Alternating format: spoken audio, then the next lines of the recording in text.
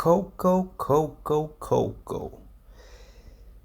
What can I say about Coco? What's my story with Coco? Nothing really, because I never had Coco until now, and I never knew anybody who wore Coco.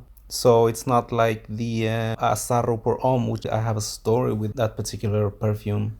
Coco, I don't know much about it other than it came out in 1984, the magical year of 84.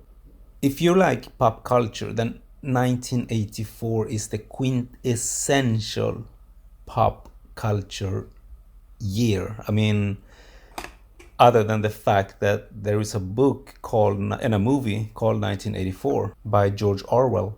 But 1984 to me was all about pop culture. Plastic, MTV, music, fashion, Madonna, Michael Jackson. We're talking Ghostbusters, Beverly Hills Cop, The Neverending Story, Rubik's Cube, Game and Watches, Donkey Kong, Pac-Man.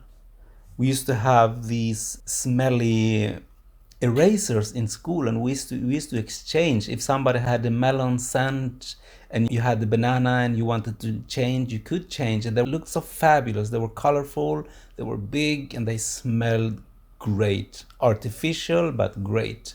That's 1984 to me. It's like this pink balloon always floating in the air, you know. And maybe 1984 was the last time we dreamt, because, you know, later things happened that changed the world. The Chernobyl catastrophe, the Challenger accident, and many more, which I really don't want to talk about, especially in Sweden. We've had some dark years in 86. But 84 still was this innocent plastic pink bubble floating way up in the air. It almost feels like a dream that we woke up from. To me, at least, everything felt good in 1984. TV was good, we had cable. Being a kid in 1984, I mean, it was just like a toyland. It was Disneyland. Everything was aimed at us kids. The breakdancing, the boomboxes, the Walkmans. 1984. So now that when I smell Coco Eau de Parfum, I really do smell 1984. I smell a sunset over 1984. The sun is still hot, but it's turning this deeply orange, magenta red. And night, the stars are still lurking like from behind the trees. You know what I mean? There's this feeling that, okay, there's gonna be a party, but let's enjoy the sunshine as long as we can. That's what I smell when I smell Coco. The anticipation of a party, but we're still dealing with the sun. We're still shopping, or we're still having dinner, but we're watching the sun go down, and we know what's gonna happen. We're gonna go out, we're gonna have fun, we're gonna enjoy people, music, flirting also, because let me tell you, Coco is one flirty, dirty fragrance. It is nasty. And as much as I love it, it is one perfume I cannot wear like regularly. Even if I were to go out regularly, I cannot wear it regularly. I have to be in the mood for opulence. I have to be in the mood for 1984. I have to be in the mood, that carelessness, that carefreeness, you know? That's Coco. And if you're not that, if you want to stay at home and chill and don't look out the window even, or don't interact with human beings, then Coco is not for you. It is not a chill, loungy scent. You know, I love my scents, I love my perfumes, and some of them I can go to bed with. I've slept with Chanel No. 5, not to emulate Marilyn, but yes, I sometimes wear Chanel No. 5 and go to bed. I put Shalimar sometimes and go to bed, but Shalimar especially is...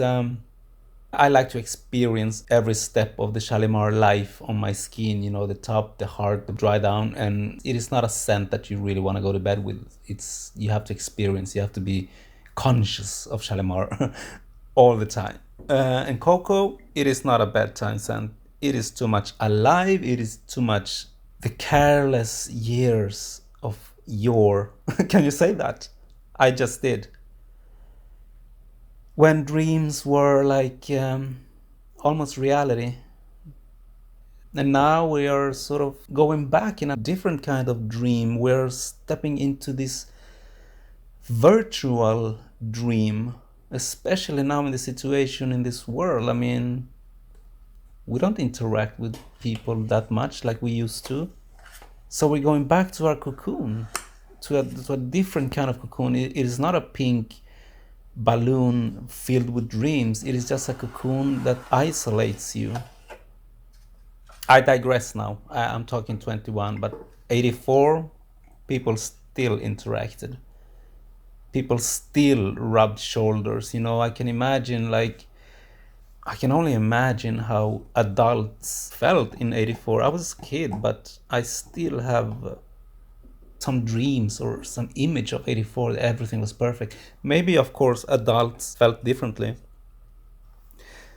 So that is Coco to me. It's a vision of 1984. It's a vision of carelessness, free world. Do what you want, whenever you want, you know, how you want. It is quite hard to pull off, honestly. You have to be in the mood for Coco.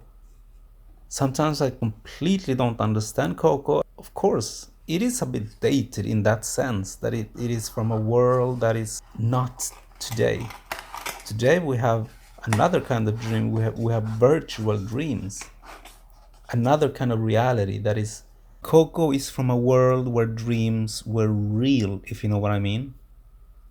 There was nothing digital. Coco is from a world of sweat, of humans, of interaction. Coco needs humans. You cannot wear Coco alone at home.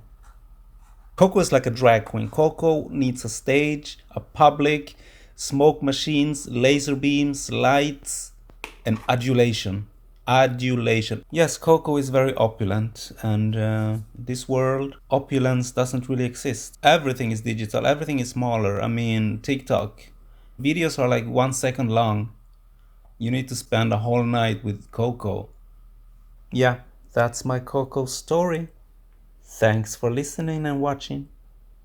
Ciao.